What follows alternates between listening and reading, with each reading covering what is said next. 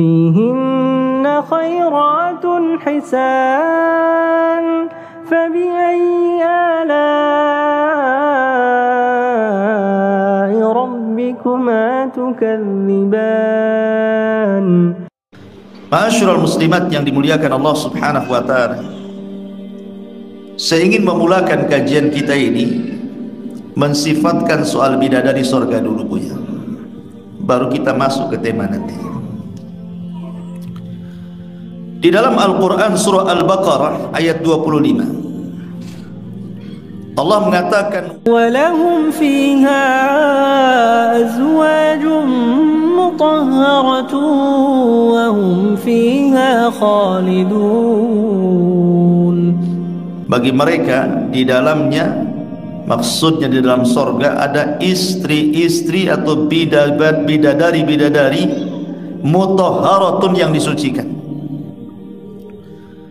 Makna disucikan di sini artinya semuanya, baik akhlaknya tidak ada yang buruk, perilakunya tidak ada yang buruk, lisannya tidak ada yang buruk, bahkan fisiknya juga sama. Wanita di sorga itu tidak akan haid, tidak akan nifas, tidak akan kencing, tidak akan buang hajat, tidak meludah, tidak mengeluarkan dahak, tidak berkeringat seperti keringat ahli dunia, bersih, bening, itulah penduduk sorga. Dan ada sifat-sifat yang dimiliki para bidadari sorga itu, di antaranya disebutkan dalam surah As-Saffat ayat 80 atau 48, wa indahum qasiratut tarfi ain.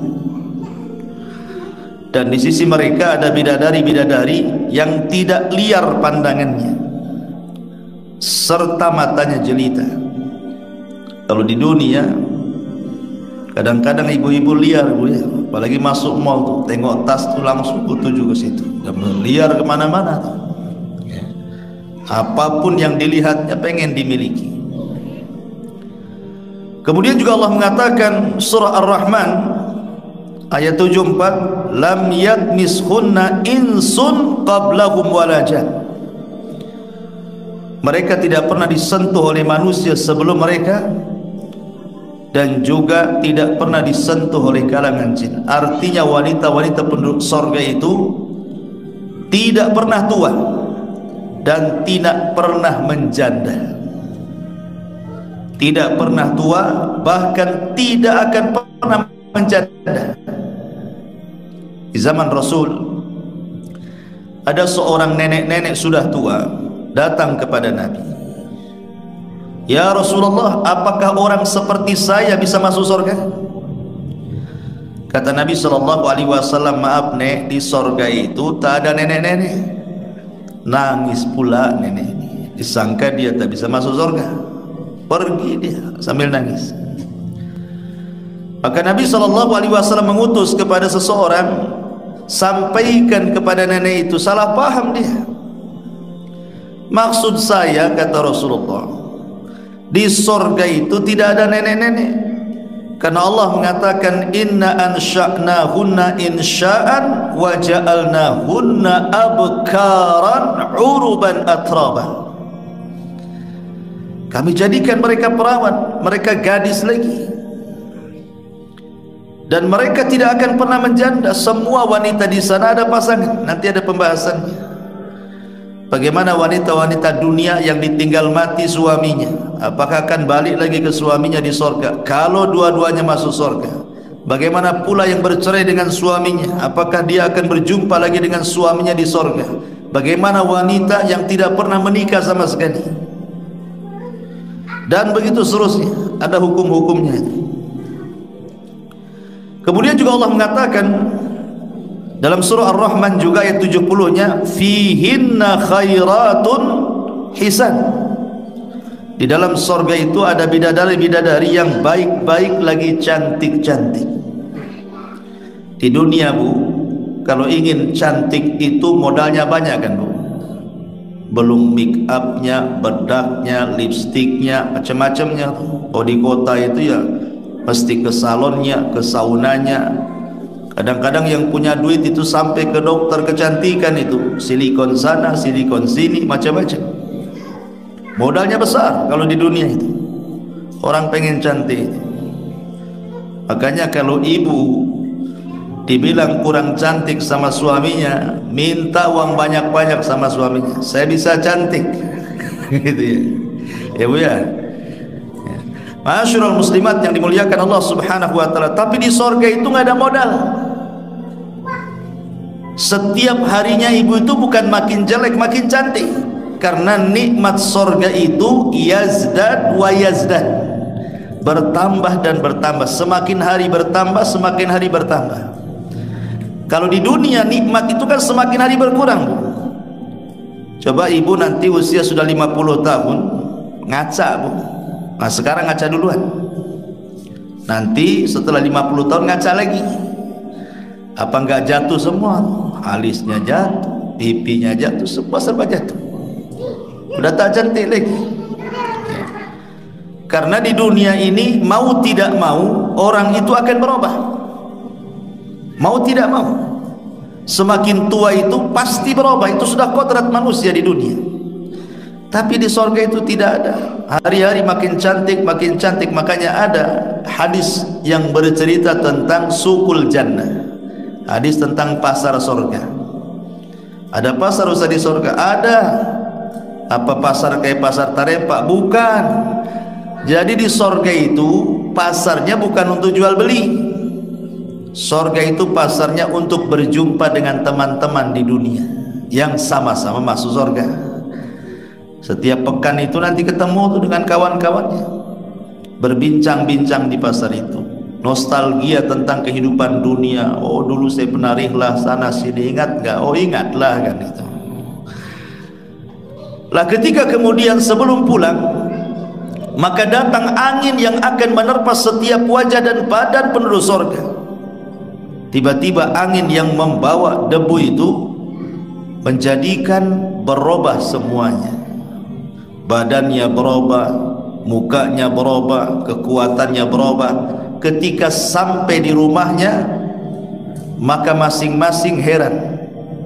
Si suami melihat istrinya mengatakan, sungguh engkau ditinggal sebentar saja semakin cantik. Si istri mengatakan kepada si suami, laqad izdaztum husnan wa jamala, engkau juga sama, makin ganteng makin kuat. Setiap hari seperti itu. Itulah penduduk sorga. Kalau masuk pasar makin ganteng. Coba di sini masuk pasar nggak ganteng, makin stres kan itu ya. Banyak nggak kebeli ya. Ma'asyiral muslimat yang dimuliakan Allah Azza wa Jalla. Kemudian juga Allah Subhanahu wa taala mengatakan hurun maksuratun fil khiyam. Bidadari sorga itu jelita, putih bersih, bertahan dalam rumahnya. Jadi kalau sekarang kulit ibu-ibu hitam, gak usah sedih Bu, nanti masuk surga putih sendiri itu. Kadang orang gara-gara kulit saja kurang pede itu. Jadi ada orang-orang yang sengaja pakai jilbab syar'i, pakai cadar supaya tak nampak kulitnya, bukan kan nutup aurat kan gitu ya. Karena ada orang yang merasa jatuh gitu ya. Padahal ciptaan Allah itu laqad khalaqal insana fi ahsani taqwim. Tidak ada yang jelek, mau hitam, mau pesek, mau mancung, mau gondrong, mau pendek, semua sama. Ciptaan Allah itu baik. Makanya tidak boleh seseorang itu mencela fisik. Kalau orang mencela fisik itu sama dengan mencela yang menciptakannya. Oh dasar pesek, berarti mencela Allah itu. Allah yang membuat dia pesek ya. Oh dasar hitam, itu mencela Allah. Allah yang buat dia kulit hitam. Bukan kehendak dia, kan maunya itu orang keluar hitam apa putih semua, tapi kan bukan ikhtiar kehendak. Itu Allah yang menentukan. Dan ketika Allah menentukan itu ada kebaikan. Kemudian juga Allah Subhanahu wa taala juga mengatakan dalam surah Al-Waqiah 35, inna ansha'nahunna insha'an, sesungguhnya kami menciptakan bidadari itu dengan langsung, faja'alnahunna abkara, dan kami jadikan para bidadari itu senantiasa gadis. senantiasa gadis, walaupun digauli setiap hari, dia tidak pernah menjadi tidak gadis, hilang keperawanan, tidak. Karena setiap digauli dikembalikan lagi, digauli dikembalikan lagi. Kemudian juga Nabi SAW mengatakan, innal mar'ata min nisa'i ahlil jannah la yura bayadu saqiha min wara'i sab'ina khullah. Sesungguhnya seorang wanita di sorga itu sungguh terlihat putih betisnya di balik 70 gaun sutranya, sampai tembus, kan itu ya. Luar biasa gitu. Kadang-kadang kita ini terpukau, mungkin ya ibu-ibu mungkin yang tukang medsos tengok artis, kapan saya kayak dia. Artis nggak ada apa-apanya di sorga itu, mungkin paling jelek dia. Ma'asyiral muslimat yang dimuliakan Allah Azza wa Jalla. Kemudian juga Allah mengatakan ka'annahunnal yaqut wal marjan, seakan-akan bidadari itu permata yakut dan mutiara. Lihat bagaimana Allah istilahkan dengan yakut dan mutiara. Dan begitu seterusnya lah. Gak usah kita jelaskan panjang lebar masalah bidadari ini. Ibu baca sendiri di Quran tentang bagaimana sifat bidadari itu luar biasa. Sekarang ada ummahat nyeletuk, Ustaz, kalau cerita bidadari yang enak laki-laki katanya. Kenapa? Karena laki-laki itu selain dapat istri, dapat pula bidadari. 70 lagi bidadarinya.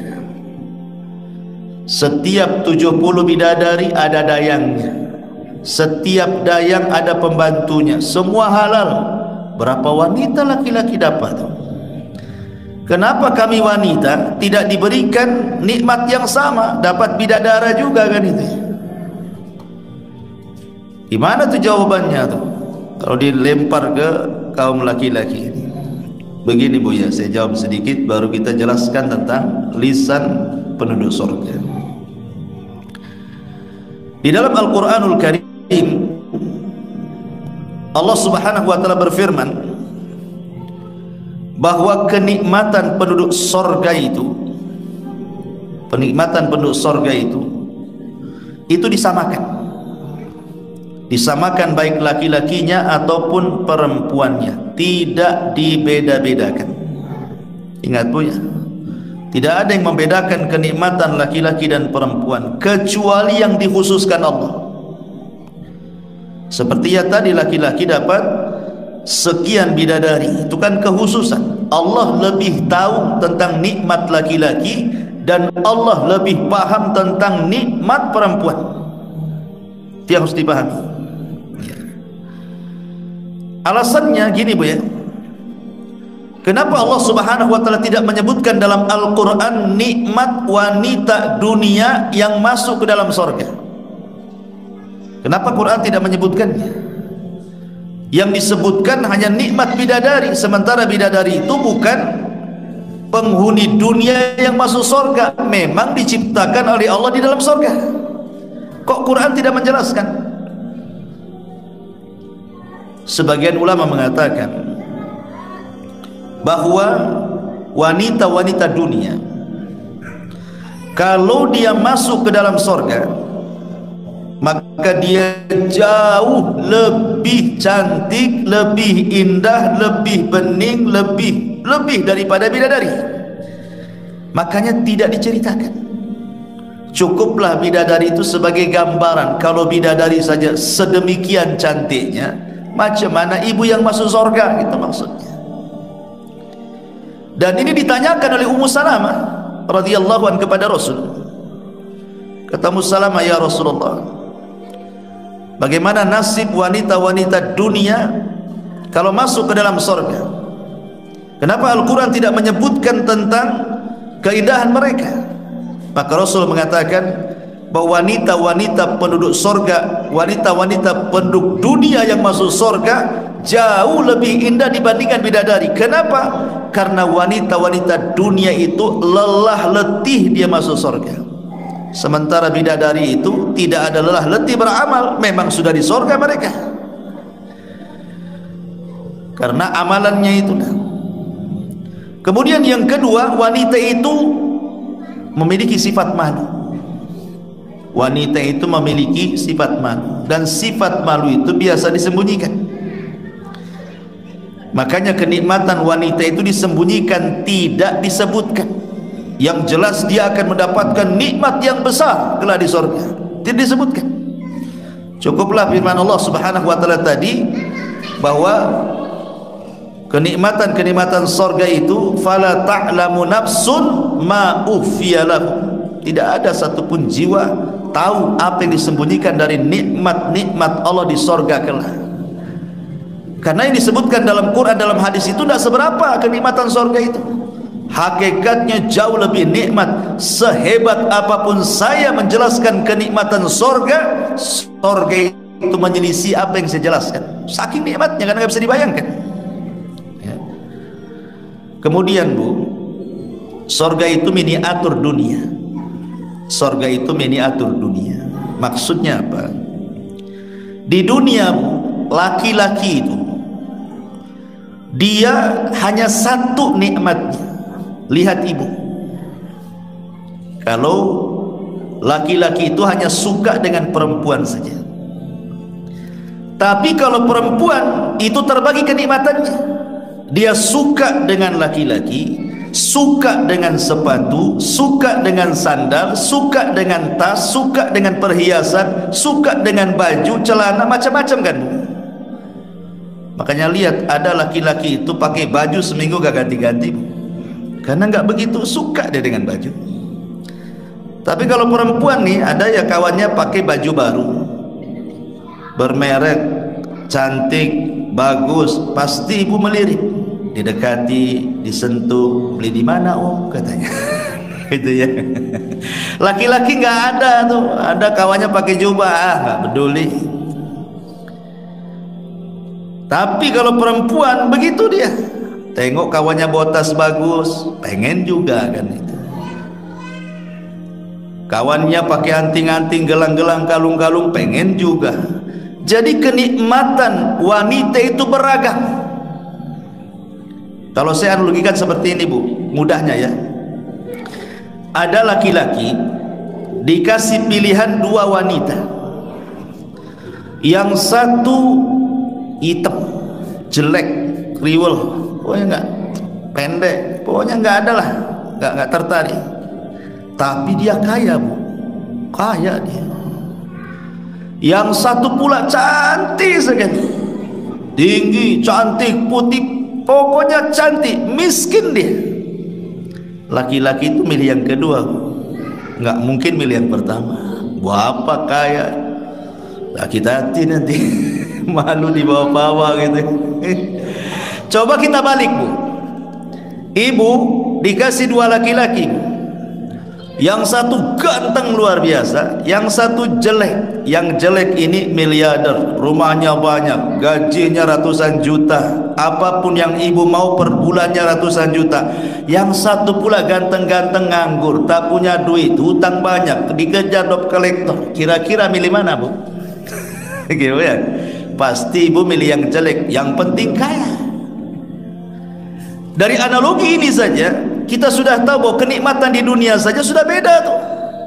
Makanya kenapa di sorga juga demikian, ada kenikmatan itu yang luar biasa. Makanya di sorga itu tidak ada kecemburuan Bu, karena ibu itu cantik terus. Karena ibu cantik terus, bahkan lebih cantik di antara bidadari sorga, makanya tidak akan cemburu.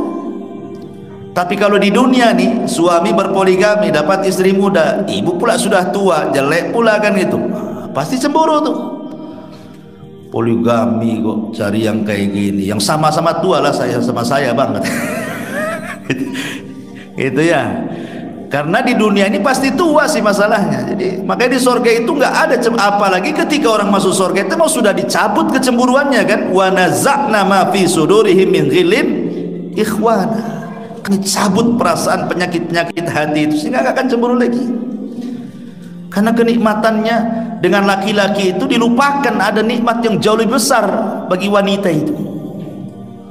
Ma'asyiral muslimat yang dimuliakan Allah Azza wa Jalla. Kemudian juga apapun yang dikehendaki di surga itu pasti ibu dapat. Di dunia bu, terkadang ibu punya kehendak dan belum tentu dikabulkan kan bu. Minta sama suami, tolonglah bang, orang sebelah itu baju bagus, tas bagus, gelang-gelang, anting-anting, kapan lah saya dikasih katanya, asibok resek sana sini katanya. Belum tentu dikabulkan suami kan bu. Ibu punya kehendak itu belum tentu dikabulkan suami. Paling suami paling tinggi, ya nanti nabung dulu, sabar kan, itu macam-macam jawabannya. Tapi di sorga itu keinginan ibu dilaksanakan, ada semua. Apapun yang kita kehendaki Allah kabulkan. Pertanyaan, di sorga bisa hamil nggak Ustaz saya? Bisa punya anak nggak di sorga ini? Kata ulama mengatakan penduduk sorga itu tidak akan hamil. Penduduk sorga itu tidak akan punya anak. Penduduk sorga itu hanya senang-senang saja sama suaminya, tapi tak punya anak. Kenapa demikian? Begini bu ya, anak di dunia itu berapa tahun lah lucu-lucunya? Coba bu, 3 tahun masih lucu lah kan, 4, 5, itu kalau udah 7 tahun nyebelin tuh, udah mulai nakal dia. Kalau sudah belasan tahun kurang ajar tuh, kasih tahu tak mau, apalagi usia-usia SMP, tuh degil-degilnya tuh. Jadi kenikmatan sama anak itu sebentar di dunia itu. Tapi di sorga itu walaupun ibu ndak punya anak, nggak mengandung, nggak melahirkan, ada anak-anak juga di sana. Anak-anak orang kafir yang mati masuk sorga, anak-anaknya orang yang beriman gitu ya. Makanya Allah mengatakan dalam Al-Quran itu, yatufuna alaihim wildanun mukhalladun. Maka akan ada anak-anak kecil yang lucu-lucu. Lucunya itu mukhallad bu. Mukhallad itu lucu terus, nggak ada waktu-waktu nggak lucunya, lucu terus gitu ya. Itulah luar biasa anak-anak yang ada di sorga itu ya. Ma'asyiral muslimat yang dimuliakan Allah Azza wa Jalla. Kemudian juga yang namanya kehamilan, yang namanya kelahiran itu kan menyakitkan kan. Di sorga itu tidak ada yang menyakitkan. Karena kalau wanita hamil itu gerak aja susah, dia tidur aja susah, apalagi sudah besar kan. Makan aja kadang-kadang muntah. Nanti pula melahirkan, meregang nyawa pula kan itu. Banyak perkara-perkara yang menjadikan kemudian tidak ditiadakan di sorga itu karena tadi di sorga itu darun ni'mah ya. Darun ni'mah itu maksudnya tempat semuanya nikmat dari Allah subhanahu wa ta'ala, tidak ada keperitan di sorga itu. Ma'asyiral muslimat yang dimuliakan Allah subhanahu wa ta'ala. Baik, kita akan masuk ke pembahasan kita, lisan calon-calon penghuni sorga. Ma'asyiral muslimat yang dimuliakan Allah Azza wa Jalla. Para ulama mengatakan bahwa kebanyakan orang masuk ke dalam neraka itu disebabkan lisan. Bahkan kebanyakan kaum wanita yang masuk neraka itu gara-gara lisan. Kebanyakan wanita masuk neraka itu gara-gara lisan. Dan itu disabdakan oleh Nabi sallallahu alaihi wasallam. Kata Nabi sallallahu alaihi wasallam, "Ra'aitun nar fa idza aktsaru ahliha nisa." Aku diperlihatkan neraka, ternyata kebanyakan penghuninya itu perempuan. Kemudian sahabat bertanya, kok bisa kebanyakan penghuni neraka itu perempuan? Apakah mereka tidak sholat? Sholat juga. Apa mereka tidak ibadah? Ibadah. Puasa, sedekah, macam-macam ibadahnya. Lalu kenapa mereka bisa masuk surga? Masih bisa banyak di neraka? Kata Nabi SAW, walakinnahunna yakfurnal ashir. Kesalahannya cuma satu, karena wanita itu suka kufur dengan lisannya kepada suaminya. Kalau suaminya ini bertahun-tahun berbuat baik sama ibu, satu hari berbuat salah, ibu katakan, engkau belum pernah berbuat baik kepadaku, engkau tidak pernah memberikan perhatian kepadaku, engkau begini, begini, begini, keluar semua tuh ya. Dari sini menunjukkan bahwa wanita-wanita kebanyakan masuk neraka itu gara-gara lisan. Jadi kalau ibu ingin masuk surga, jaga lisan. Seperti apa menjaga lisan itu? Saya fokuskan kepada perempuan ya. Laki-laki itu jarang pakai lisan, dia pakai tangan aja dia. Lama pakai lisan itu. Ada perkataan Al-Imam Al-Ghazali, Al-Imam Al-Ghazali yang disebutkan juga di dalam Syarah Ghayatul Muntaha, ketika menyebutkan wanita-wanita yang dilarang untuk dinikahi karena punya sifat-sifat buruk. Kemudian disebutkan sifat-sifat buruk itu apa saja. Kata beliau ada 6 sifat buruk yang ada pada seorang wanita. Yang pertama kata beliau, kata Imam Al-Ghazali rahimahullahu ta'ala, yukrahu nikahul hannanati wal mannanati wal annanati wal haddaqati wal barraqati wasyadzaqati wal mumarridati. Apa maksudnya di sini? Ini ibu harus jauhi sifat-sifat ini, Bu. Kalau ibu ingin masuk surga, jauhi sifat-sifat ini. Karena sifat-sifat ini bentuk penentangan kepada suami yang menunjukkan kebanyakan wanita masuk neraka. Kalau ibu terhindar dari sifat-sifat ini, Bu, berarti lisan ibu lisan penduduk surga. Apa itu? Yang pertama, annanah.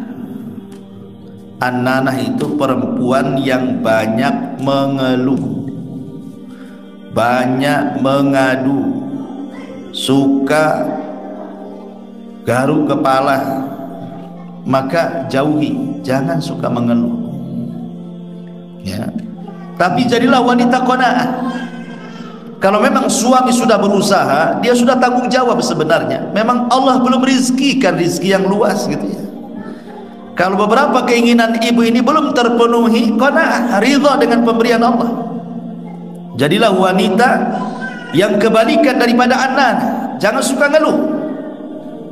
Tolonglah bang, tolonglah bang. Nah, itu kan, itu ngeluh tuh ya. Ya. Ini yang pertama. Yang kedua, hannanah. Hannanah itu perempuan yang menyayangi suami orang lain atau menyayangi anak dari suami sebelumnya hingga mengabaikan hak suami yang baru. Ini kalau memang posisinya dia janda menikah dengan suami baru. Jangan suka membanding-bandingkan. Ah, kok ini kok tak seperti suami sayang dulu katanya. Saya kira nikah dengan kamu itu makin bahagia, makin bahaya katanya. Gitu ya. Jangan dibanding-bandingkan. Atau lebih sayang kepada anaknya dibandingkan kepada suaminya, diurusnya anaknya itu. Suaminya pula tak diurus. Itu disebut hannanah. Maka jangan suka membanding-bandingkan. Ini yang kedua. Yang ketiga, haddaqah. Perempuan yang selalu menilik segala sesuatu sehingga ia menginginkannya dan membebani suaminya untuk mendapatkannya. Jangan ya Bu, kadang-kadang ada ibu-ibu itu aneh gitu kan, dari rumah jelas catatan belanjanya, cabai sekian, bawang sekian, merica sekian, sayur sekian gitu kan. Masuk ke pasar tak dapat bumbu dapur, dapat pula pakaian yang enggak kecatat pula kebeli dia. Atau masuk pasar itu tidak fokus beli bumbu Bu, tetapi sengaja jalan-jalan dulu, tengok pakaian, tengok sandal, tengok tas, itu sudah digambarkan. Ah, pulang baru dia ngomong sama suaminya, bang tadi saya lihat tas bagus bang. Mulai dikompor itu suaminya. Ah, itu wanita haddaqah namanya. Melirik sesuatu langsung ngomong sama suaminya, belilah bang. Jangan, ini bukan sifat penduduk surga kayak gini. Kemudian yang keempat, barraqah. Apa itu barokah? Barokah ini ada dua makna. Perempuan yang sepanjang harinya hanya berhias saja, berhias. Kalau soal kecantikan, masya Allah. Tapi kalau mengerjakan hak keluarga, malas dia. Masak malas, ngurus anak malas, berdandan aja. Jadi pikirannya itu kebeli ke alat-alat kosmetik saja. Ataupun yang dimaksud barokah di sini, perempuan yang sering mencaci maki makanan. Jangan Bu ya, ibu diajak suami ini jalan-jalan kuliner, mungkin suami kurang duitnya, harusnya masuk restoran A, masuk pula ke restoran B. Harusnya ke warung makan terkenal, masuk pula ke warung makan biasa. Harusnya ke yang berbintang, singgah pula di kaki lima, umpamanya. Dalam pesan makanan,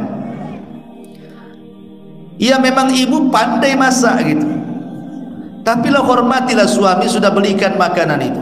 Jangan bilang masakan pula masih lebih baik daripada ini katanya. Ada tuh ya, ngapain kau bawa ke sini, masakanku lebih baik katanya. Ini hanya kasih garam, kasih ini, kasih. La haula wala quwata illa billah. Nggak boleh kayak gitu. Nabi itu tidak pernah mencela makanan. Kalau suka dimakan, kalau tak suka tinggalkan. Tak usah dicaci makanan itu. Ya. Atau ibu ke kondangan, mungkin di kondangan masak, kan namanya kondangan pasti kan ada makanan. Kemudian ibu makan sedikit, sampai rumah ngomong sama suaminya, makan kenyang ya di sana kan, di kondang apa makanannya gak enak. Ibu ya, jangan Bu, itu namanya barokah, itu tak boleh. Kemudian yang selanjutnya, yang kelima, syadzaqah. Jadi yang pertama mannana, yang kedua hannana, yang ketiga hadzaqah, yang keempat barokah, yang kelima sadzaqah. Apa itu sadzaqah itu? Ini perempuan yang cerewet. Sadzaqah ini perempuan yang cerewet, perempuan yang banyak ngomong. Makanya Rasul itu tidak suka gitu ya. Kata Rasulullah SAW, inna abghadakum ilayya wa ab'adakum minni majlisan yaumal qiyamah al-thartharuna al-mutasyaddikuna al-mutafayhikuna. Sesungguhnya orang yang paling aku benci sesungguhnya yang paling aku benci dan paling jauh tempat dudukku kelak pada hari kiamat denganku adalah seseorang yang banyak berceloteh, orang-orang yang gemar bicara, dan al-mutafayhikun. Di sini dijelaskan. Jadi sadzaqah itu Bu, mungkin kalau kasarnya mulut ember lah gitu, mungkin bahasa kitanya ya. Dasar mulut ember gitu. Maksudnya banyak ngomong gitu. Padahal seorang wanita itu kan lebih ke perasaan malu sebenarnya kan. Jadi kalau tidak ada manfaat di situ, tidak usah banyak bicara. Ya, apalagi kalau sudah merepet, kita pula satu kalimat, ibu pula 100 kalimat. Ya, jadi itu tidak suka yang seperti ini Rasul. Ini disebut dengan sadzaqah yang kelima. Kemudian juga yang keenam, mukhtali'ah. Mukhtali'ah itu perempuan yang dikit-dikit minta cerai, minta khulu. Tidak boleh Bu. Tidak boleh sedikit-sedikit ada masalah dengan suami, dah kita cerai aja. Tidak bisa kayak gitu. Tidak boleh ya, kecuali minta cerainya itu jelas ada udzur syar'i. Suaminya selingkuh, nggak ngasih nafkah, nggak pernah sholat, wajar kan, syar'i gitu ya. Suami dah bagus, ya mungkin agak kasar sedikit lah kan, bisa didoakan Bu, mudah-mudahan dia bisa berubah gitu ya.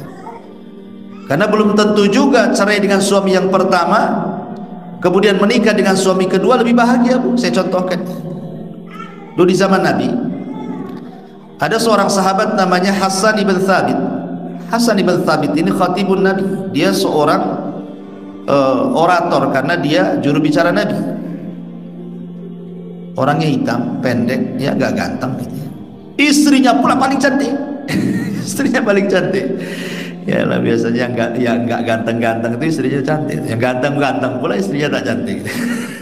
Gitu ya. Jadi istrinya itu kalau mandang suaminya lagi jalan dengan kawan-kawannya itu, kawan-kawannya ganteng-ganteng pula gitu. Jadi istrinya itu merasa suaminya paling jelek sendiri. Kok suami saya kok hitam sendiri, pendek sendiri, jelek sendiri. Akhirnya lambat akhirnya kurang cintanya karena membanding-bandingkan itu dengan suami orang. Dari situ dia datang kepada Nabi. Istrinya ini datang kepada Nabi. Rasul, saya tidak mencela agama suamiku Thabit. Oh, kalau agamanya luar biasa. Dia juru bicara Nabi. Tapi saya takut kufur kepada suamiku karena aku sudah tidak cinta lagi. Tadi karena banding-bandingkan ketampanan. Jadi kata Rasul, terus mau apa? Kata istrinya Hasan ini, saya mau cerailah. Kemudian dipanggilnya Thabit, ya Hasan ibn Thabit, ini istrimu minta cerai, ini gimana ceritanya? Kata Hasan, enggak saya akan ceraikan. Kemudian kata Rasulullah, lihat Hasan tidak mau menceraikan kamu. Istri yang ngayal, enggak saya mau cerai. Ketika sudah tidak bisa didamaikan, Rasul mengatakan, oke, gini, siap gak kau kembalikan maharnya? Karena maharnya Hasan ibn Thabit ini besar, kebun hektaran kan itu ya. Dan kalau minta cerai itu kembalikan mahar, kan mikir-mikir itu. Antum nih laki-laki kalau ngasih mahar itu yang fantastis gitu ya, kasih mobil, kasih gelang. Jadi kalau minta cerai mikir dikembaliin tuh. Ini mahar seperangkat alat sholat, belilah di pasar Tarempa sini, ambil banget ya. Itu mana ceritanya ini ya. Akhirnya Rasul mengatakan, mau kau kembalikan maharnya? Mau, kata Rasul. Akhirnya dikembalikan mahar. Sudah habis masa idahnya, dapat pula laki-laki sesuai dengan kriterianya, ganteng, putih, tinggi, dapat pula. Masalahnya ada kekurangan, tidak bisa memuaskan dalam urusan ranjang. Lama-lama bosan. Dia mengatakan, masihlah mendingan suami lama Hasan ibn Thabit, aku puas dibandingkan dengan suamiku yang baru ini, katanya. Akhirnya dia minta cerai lagi, tapi Hasan ibn Thabit tak mau kembali. Dari sini menunjukkan apa? Terkadang apa yang kita anggap baik belum tentu baik, gitu maksudnya. Tapi apa yang kita anggap jelek, jangan-jangan ada kebaikan pula di situ. Ya, maka janganlah jadi wanita yang suka minta cerai. Ya, kalau memang ada jalan yang bagus, janganlah kayak gitu. Ya. Ataupun yang ketujuh, akhir, wanita fasik. Ya, wanita fasik itu kalau depan suaminya malaslah berdandan dia itu. Malas, padahal kalau minta uang sama suaminya itu hanya untuk beli make up, beli bedak, beli apa-apa gitu ya. Tapi sudah dibelikan, tak pula dia dandan di depan suaminya. Malah kalau kondangan pula rapi-rapi, cantik-cantik, harum-harum. Ini cerita gimana? Nah, ini tanda-tanda wanita fasik kan seperti ini. Tabarruj namanya, tidak boleh. Ya.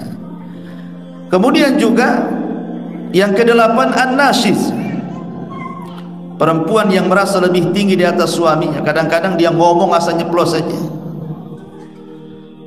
Ya, kamu dulu loh, aku juga yang modali kau dagang. Kan suami istrinya merasa lebih kaya dulunya. Kalau kau nggak nikah dengan aku nggak seperti ini gitu. Jadi dia merasa nggak boleh kata-kata seperti itu dalam rangka merendahkan suami. Kayak kau ganteng aja banyak duitnya katanya. Jadi jangan ngomong, jangan merasa lebih. Itu namanya nasij, tidak boleh. Ya, jadi tidak layak wanita nasij. Termasuk juga perempuan yang suka marah-marah, dikit-dikit marah, dikit-dikit marah. Termasuk juga wanita yang suka mumarridah. Mumarridah itu pura-pura sakit. Pura-pura sakit. Diajak suaminya untuk berhubungan, capek lah bang badan. Padahal tak capek sebenarnya. Ya, dia memang nggak mau aja melayani. Nggak boleh kayak gitu. Jangan ngomong seperti itu. Ya. Lah ini secara khusus jangan dimiliki sifat-sifat seperti ini. Kata-kata seperti ini bentuk kufur yang menjadikan wanita-wanita itu tidak masuk surga. Ini gara-gara 10 perkara itu. Ataupun secara umum, Bu, seperti umpamanya dosa-dosa lisan itu yang secara umum, al-kalam fi ma la ya'ni, ngobrol tidak jelas faedahnya. Ibu datang ke tetangga, awalnya bagus, entah mau keperluan apa gitu, sudah duduk lama ngobrol nggak jelas, ngalor ngidul ngetan ngulon tuh nggak jelas apa manfaatnya gitu, ngabisin waktu aja, tinggalkan ya ucapan-ucapan yang tidak ada manfaatnya. Ataupun al-jidal wal mira, suka membantah sama suaminya, dia suka bantah saja. Suaminya nasihati baik-baik, dibantahnya dia. Ya. Ataupun al-ghibah, yang ma'ruf ya ghibah lah, itu yang banyak dilakukan perempuan tuh ghibah. Makanya Rasul itu kalau menyebutkan dosa ghibah, yang dicontohkan bukan laki-laki, yang dicontohkan itu perempuan. Jadi Rasul itu ketika menjelaskan dosa ghibah, contohnya itu ibu-ibu. Ketika sahabat mengatakan, ya Rasulullah, inna fulanatan taqumul laila wa tasumun nahar wa taf'al wa tasaddaqat bi fuduli amwaliha. Rasul, ada loh seorang ibu, ibu dia ngomongnya, ada loh seorang ibu, Masya Allah, sholat malam, puasa sunnah, sedekah, berbuat baik, gak pernah tinggal. Kekurangannya satu, Nabi, walakin tu'dhi jiranaha bilisaniha, tapi lisannya itu ngeri, setajam silet kater, ngomong itu tersakiti semua. Apa kata Rasul? Percuma tuh amalan-amalannya, wanita itu layak masuk neraka. Lah ya, kenapa kok Rasul mencontohkan, sahabat ini mencontohkan wanita ketika bicara soal ghibah? Karena umumnya yang suka ghibah itu, yang punya majelis ghibah itu biasanya perempuan. Laki-laki jarang ghibah, ada laki-laki ghibah. Laki-laki ini ghibahnya ghibah politik, laki-laki itu udah ghibahnya politik. Kalau perempuan kan nggak mau cerita politik. Perempuan itu ghibah tetangganya, ghibah kawannya, ghibah satu majelis taklimnya, ya kan? Nah, ini hindari, karena ini bukan perkataan penduduk sorga. Di sorga itu nggak ada ghibah. Di sorga itu tidak ada yang menyakiti. Semua lisan penduduk sorga itu salam. Makanya pertama kali masuk ke dalam sorga, ucapan penduduk sorga, malaikat mengatakan apa? Salamun alaikum bima sabartum, keselamatan bagi kalian atas kesabaran kalian. Dan Allah pun langsung mengucapkan salam kepada penduduk sorga, dan seluruh penduduk sorga ucapannya salam. Apa salam? Ucapannya selamat, tidak memadaratkan diri sendiri, tidak pula menyakiti orang. Kan sekarang banyak nih, satu ucapan viral akhirnya dilaporkan polisi, padahal gara-gara ngomong tuh orang tersinggung kan ya. Di surga itu tidak ada, semuanya salam, keselamatan, ngomongnya itu enak, ngomongnya itu luar biasa sedap didengar gitu ya, baik diri sendiri atau orang lain ya. Termasuk juga jangan sampai as-sukhriyah, mengejek, kan ada tuh ibu-ibu suka ngejek kawannya, jangan. Termasuk ifsya'u asrarin nas, menyebar keburukan orang, yang lebih parah lagi keburukan keluarga pula disebar. Ini bahaya, itu bukan sifat penduduk surga tuh. Ataupun namimah, namimah ini bahaya lagi, kompor gas ke sana kemari, dinyalain sana nyalain sini gitu ya, akhirnya orang bertengkar. Termasuk juga al-madhu li ghairi mustahiqqi, memuji sesuatu yang bukan tempatnya untuk dipuji. Al-bada'ah, tulisannya jorok, kotor gitu ya. Al-la'nu, tukang laknat. Kemudian juga al-khusumah, suka bertengkar dengan tetangganya, lisannya itu pedas sekali. Ataupun suka menuduh, ataupun memuji diri sendiri gitu ya, ataupun menyakiti orang dengan lisannya, mengeluarkan kata-kata kufur. Di masyarakat ini mudah orang mengeluarkan kata-kata kufur ini. Kalau bukan karena kamu, ini hati-hati ya. Kalau bukan karena Allah gitu. Dan begitu seterusnya ya. Jadi kalau ingin kita menjadi penduduk sorga, artinya wanita-wanita ingin menjadi lisan-lisan bidadari sorga, maka perbaiki ucapan. Kata Rasul, ucapkan yang santun kalau tidak bisa diam. Ucapan yang santun kalau tidak bisa diam. Jadi inilah diantara pembahasan kita, bahwa yang paling banyak seseorang wanita masuk ke dalam sorga adalah wanita-wanita yang menjaga lisan dan tidak kufur kepada suaminya.